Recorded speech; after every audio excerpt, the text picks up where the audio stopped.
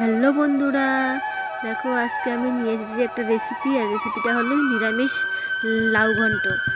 দেখো আমি লাউটা কেটে নিয়েছি, তারপর আদা আদা পাটায় ছেঁচে নিয়েছি, তারপর দেবো ডালের গুঁড়া, তারপরে ওগুলোকে একটু তেলে কড়াইয়ে নাড়াচাড়া করে ভেজে নেব। তারপর দেবো লাউ কুচিটা, তারপর নাড়াচাড়া করে ভালো করে নাড়াচাড়া করে একটু সামান্য নুন দিয়ে দেবো।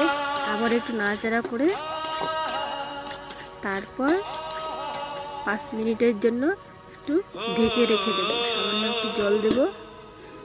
লাউয়ে কিন্তু আবার বেশি জল দেওয়া যাবে না, লাউয়ে কিন্তু জল ছাড়ে। তো দেখো 5 মিনিট পর আমার লাউ ঘন্টটা কত সুন্দর হয়ে গেছে। দেখো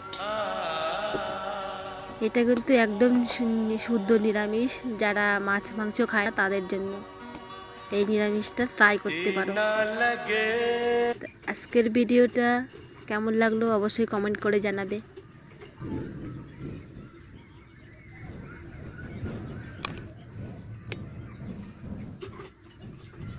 টাটা।